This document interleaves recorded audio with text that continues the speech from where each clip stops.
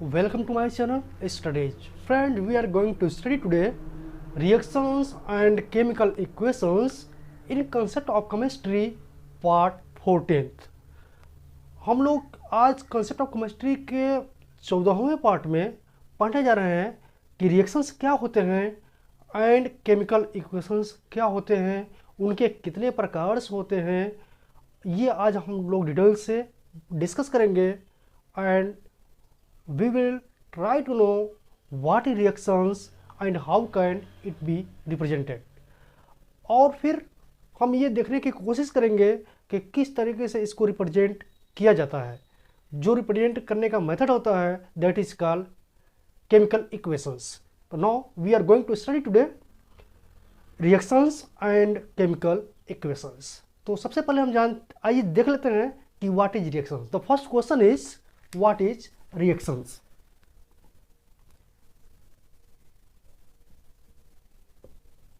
What is reaction? Actually, this is a English.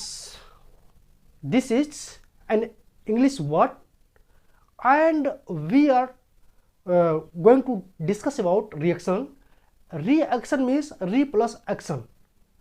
मतलब पुनः action करना. जब हम कोई किसी पर एक्शन करते हैं तो वहाँ से जो भी रिजल्ट आता है उसको हम रिएक्शन बोलते हैं.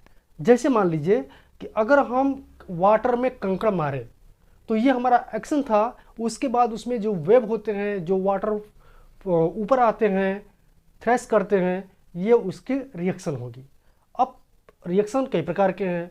जैसे मान लीजिए जैसे हम बाइक में अगर आप ब्रेक मारते हैं तो उसका रिएक्शंस होता है. रिएक्शन से होता है कि या तो बाइक टर्निंग कर जाती है या बाइक जो पीछे वाला पोर्शन होता है, टेल वाला पोर्शन, वो अप उठ जाता है. तो इस तरह के रिएक्शंस जो होते हैं वो एक्शन के बाद देखने में आते हैं. अब जैसे मान लीजिए कि अगर आप किसी भी पर्सन को मारते हैं, स्लैप करते हैं, बीट करते हैं, तो उस केस में उसका कुछ ना कुछ रिएक्शंस होगा, चाहे वो साउंड के फॉर्म में हो या वो फिजिकली रिएक्ट करे और आपको भी मारे. तो ये जो रिएक्शंस होते हैं एक्चुअली हम जब केमिस्ट्री में पढ़ते हैं तो we are talking about elements, substances, और वहाँ पे हम ये देखने की कोशिश करते हैं कि किस तरीके से ये रिएक्ट करते हैं. तो जहाँ तक केमिस्ट्री की बात है, केमिस्ट्री में रिएक्शन की बात है, तो substances one or more may be converted in the form या इन द स्टेट फिजिकली और chemically into the in other form. वो सब्सटेंस जो होते हैं एक या एक से अधिक दूसरे सब्सटेंस के फॉर्म में, दूसरे प्रॉपर्टी के फॉर्म में चेंज हो जाते हैं, या वो फिजिकली चेंज हो या केमिकली चेंज हो. तो यहाँ से हम ये देख सकते हैं कि जो रिएक्शंस होते हैं ये दो प्रकार के होते हैं. एक आपका फिजिकली चेंजेज होता है और फिजिकली चेंजेज में फिजिकल चेंजेस, और या एक होता है केमिकली चेंजेस. तो फिजिकल चेंजेस में क्या होते हैं कि केवल उसके जो फॉर्म्स होते हैं, जो उसके रूप होते हैं, जो उसकी बनावट होती है, जो उसकी शेप्स होती है, वो चेंज हो जाती है. अब सपोज दैट कि हमने वाटर लिया और वाटर को आग पे रख दिया. जैसे ही हम फायर पर उसको रखते हैं 100 सेल्सियस डिग्री पार होने लगता है तो वो गैस के फॉर्म में कन्वर्जन हो जाता है. तब भी वो H2O ही था. तो इसको लिखने का मतलब ये यहाँ पर है कि H2O आप लिए और क्या था, वाटर था, उसको आपने हीट किया तब भी आपको H2O ही मिला, लेकिन ये मिला आपको गैस. तो यहाँ पे जो चेंजेस हो रहे हैं केवल और केवल फिजिकल में, उसके केमिकल में चेंजिंग नहीं हुई. ठीक उसी तरीके से अगर इस वाटर को हम टेम्परेचर इसका डाउन करें, कोल्ड करें, जहाँ हीट है वहाँ पे कोल्ड कर दें, तो क्या होगा, H2O वाटर लिया और इसे कोल्ड किया. कोल्ड करने के बाद भी हमें H2O मिलेगा, लेकिन अब सॉलिड मिलेगा जो बर्फ के रूप में आता है, आइस के रूप में आता है. तो जब भी हम कोई एक्शन करते हैं वो ऑक्सीजन के प्रेजेंस में हो सकता है, लाइट के प्रेजेंस में हो सकता है, सनलाइट के प्रेजेंट में हो सकता है, या किसी के प्रेजेंस या एब्सेंस में हो सकता है. तो अगर केवल उसके फिजिकली चेंजेज होते हैं और वहाँ पे कोई भी केमिकल चेंजेज अगर नहीं होते तो उसको हम बोलते हैं फिजिकल चेंजेज या फिजिकल चेंजेज रिएक्शंस। अब आते हैं, बात करते हैं केमिकल चेंजेस की बात। तो जो केमिकल चेंजेस में क्या होते हैं कि उसकी स्टेट चेंज हो या ना हो, लेकिन केमिकली वो चेंज हो जाते हैं। जैसे मान लीजिए कि आप H2 ले लीजिए और O2 ले लीजिए, यानी हाइड्रोजन गैस और ऑक्सीजन, या हाइड्रोजन सॉलिड ऑक्सीजन गैस आपने लिया और इसके बाद इसको रिएक्ट कराया, तो रिएक्ट करने के बाद जो बनता है वो बनता है H2। यहाँ पर बिल्कुल केमिकल्स इसके चेंज हो चुके हैं, क्योंकि हाइड्रोजन गैस जो होता है ये सीधे सीधे जलता है, बर्निंग गैस है, बहुत तेज़ से जलता है, ये बहुत लाइटिंग करती है ये।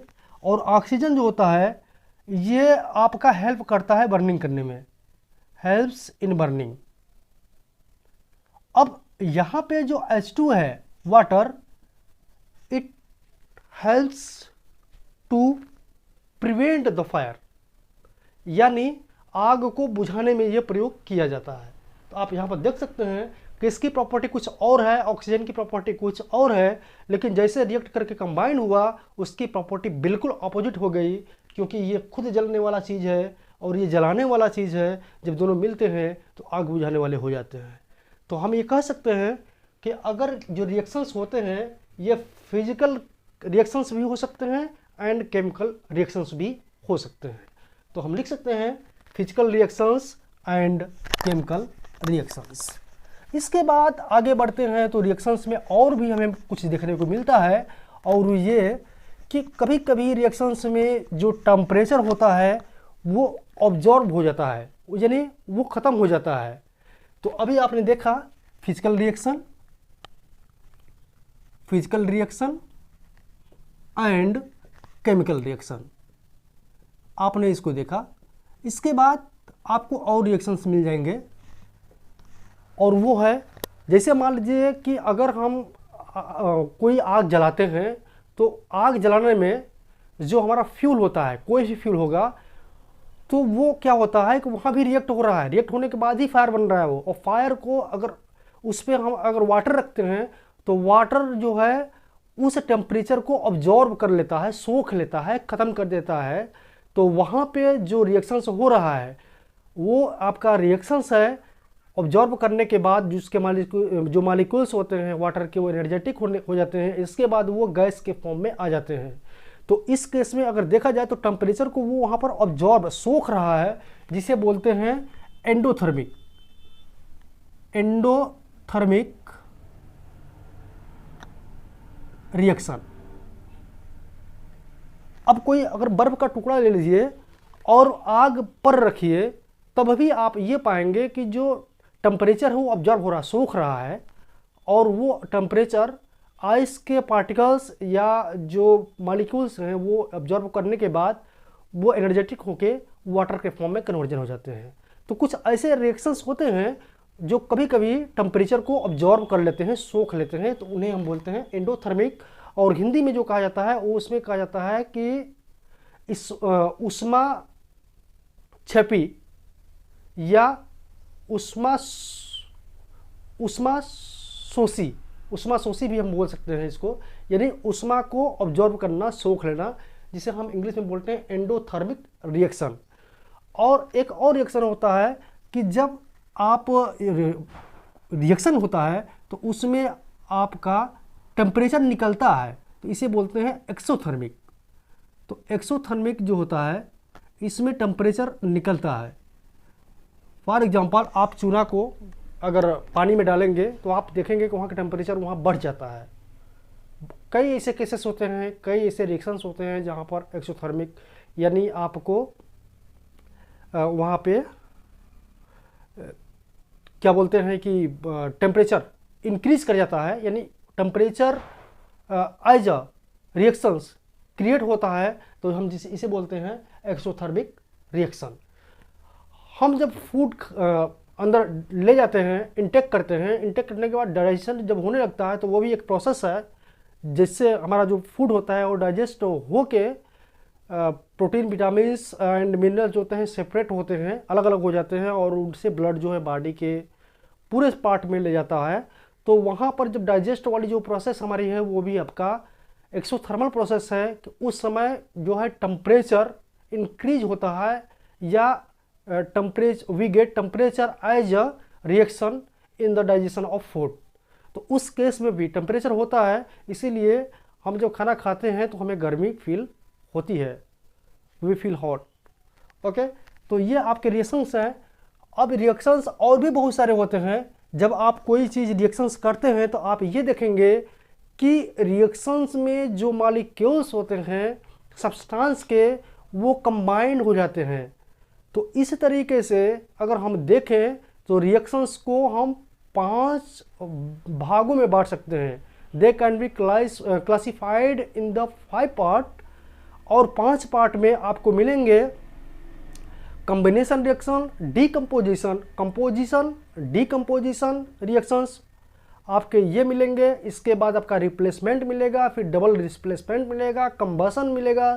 तो ये जितने रिएक्शंस होते हैं ये कभी कंपोजिट होते हैं, कभी डीकम्पोजिट होते हैं, कभी रिप्लेसमेंट उनका हो जाता है, कभी डबल रिप्लेसमेंट होता है, कभी कंबसन जो रिएक्शंस होते हैं उनमें फायर वगैरह जनरेट होते हैं, यानी any substance reacting in the oxygen is called combustion reaction. तो ये 5 प्रकार के हमारे पास रिएक्शंस होते हैं, और इन रिएक्शंस मैं अभी डिटेल में बात कर रहा हूँ।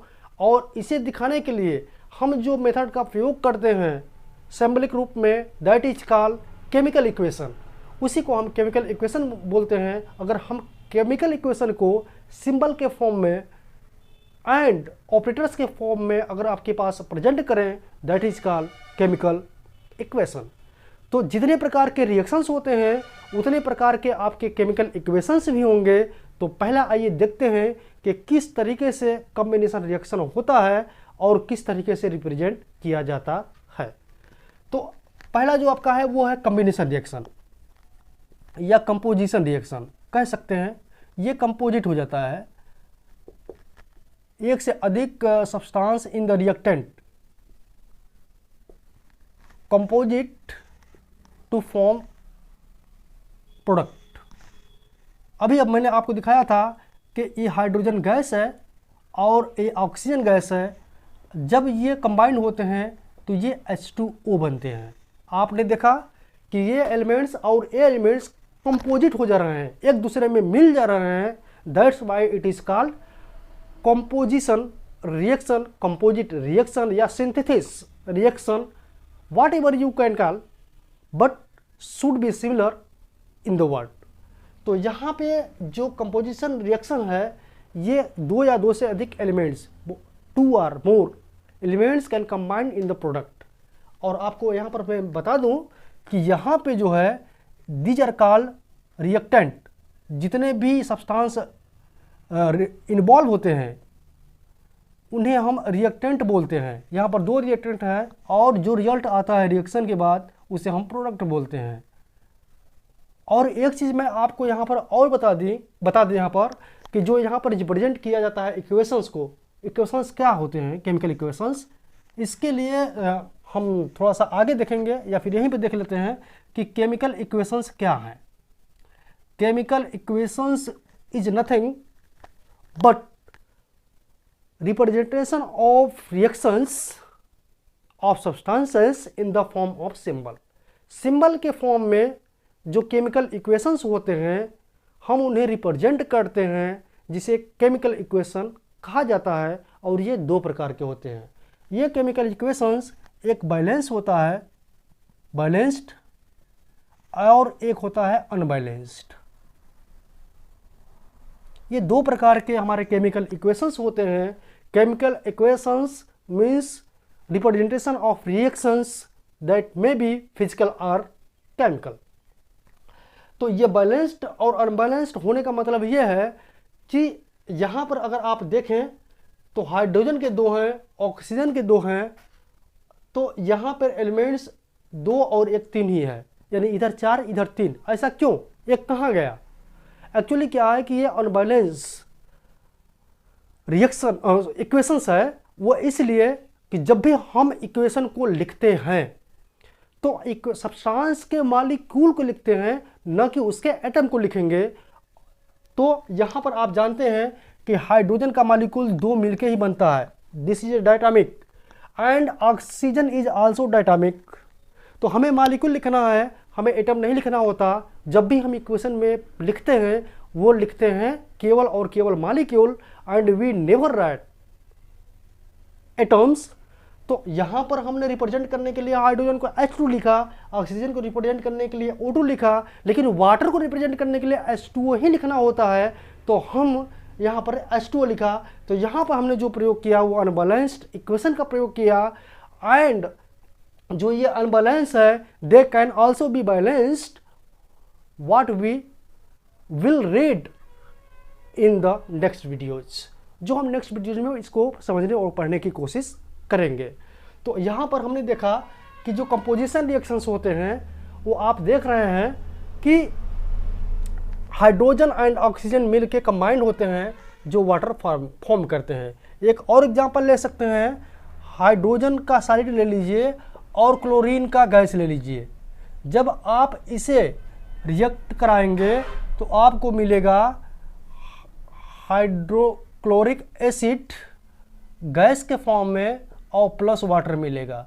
तो यहाँ पे आप देख सकते हैं कि जो कंपोजिट रिएक्शंस होते हैं, आप देख रहे हैं H2Cl, H2Cl आपको मिला H2Cl, ओके।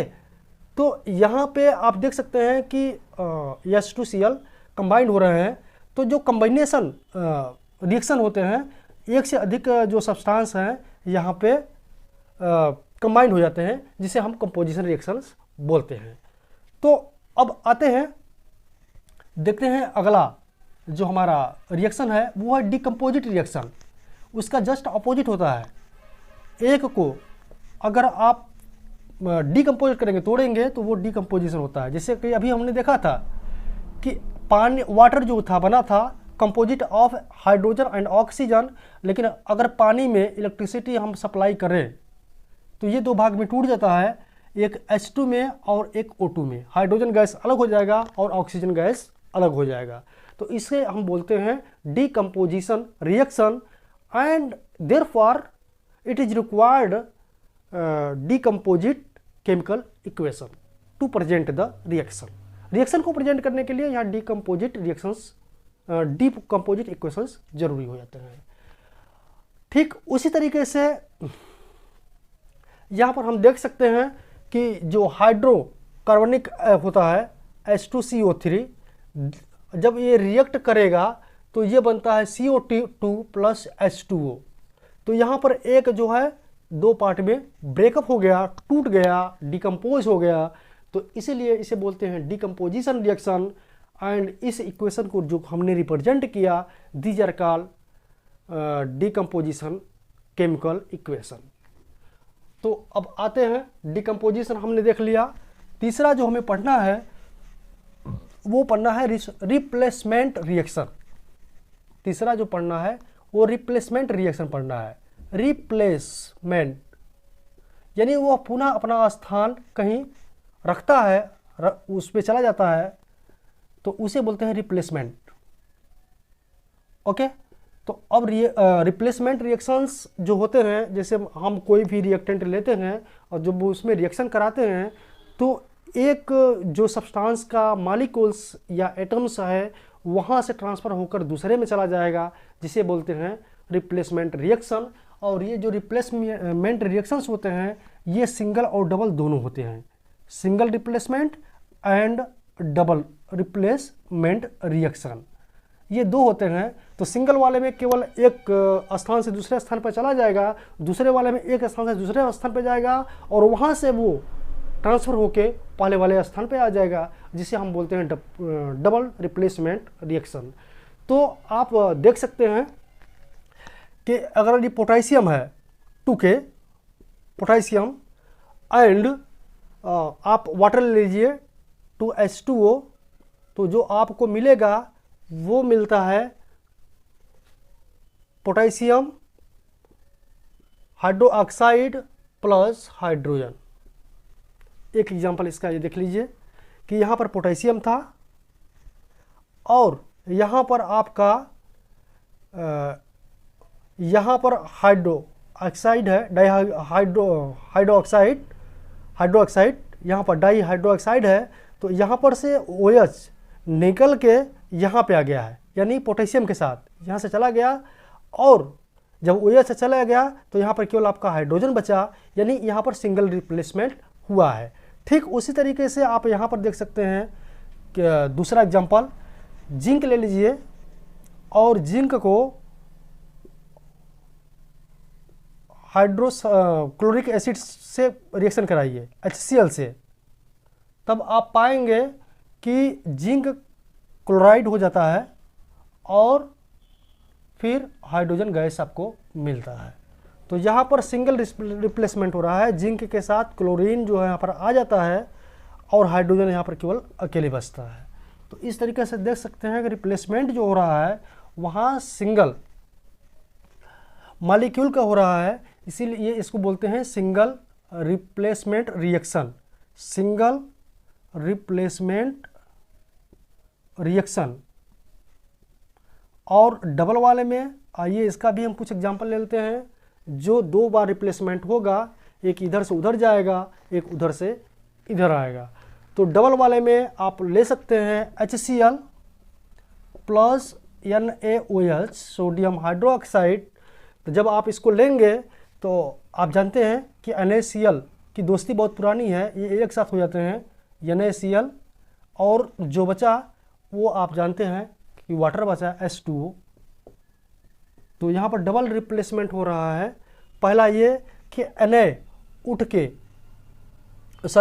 Cl उठ के Na के पास जाता है, और फिर ये हाइड्रोजन यहाँ से उठ के इस हाइड्रोजन के पास कंबाइन हो जाता है, यानी यहाँ पर डबल रिप्लेसमेंट है, इसीलिए इसे कहा जाता है डबल रिप्लेसमेंट रिएक्शन। और जिस मेथड से आप इसको रिप्रेजेंट करते हो उसे कहते हैं डबल रिप्लेसमेंट केमिकल इक्वेशन। ठीक उसी तरीके से आप कुछ और भी एग्जाम्पल ले सकते हैं। अब लास्ट वाला जो एक आपका बचा रिएक्शन वो है कंबसन रिएक्शन, जिसके विषय में हम लोग बात करेंगे। ओके, क्योंकि इस रिप्लेसमेंट वाले में तीसरा और चौथा दोनों हमने बात कर लिया। तो पहला हमने जो बात किया था वो कंपोजिशन था, दूसरा जो हमने जो बात किया डीकंपोजिशन था, तीसरा हमने जो बात किया वो सिंगल रिप्लेसमेंट था, जो चौथा बात किया वो डबल रिप्लेसमेंट रिएक्शन था, और पांचवा जो है आपका कंबसन रिएक्शन है। तो पांचवें में कंबसन रिएक्शंस जो होते हैं एक्चुअली ये वो होते हैं जो सब्सटेंस ऑक्सीजन के साथ रिएक्ट करते हैं और कुछ न कुछ वो प्रोडक्ट देते हैं, उसे बोलते हैं कंबसन रिएक्शन। एक्चुअली इनका जो रिप्रेजेंटेशन होता है कुछ ऐसे होता है। आप मान लीजिए फ्यूल, ओके, फ्यूल ले लीजिए, और फ्यूल के साथ आप जो है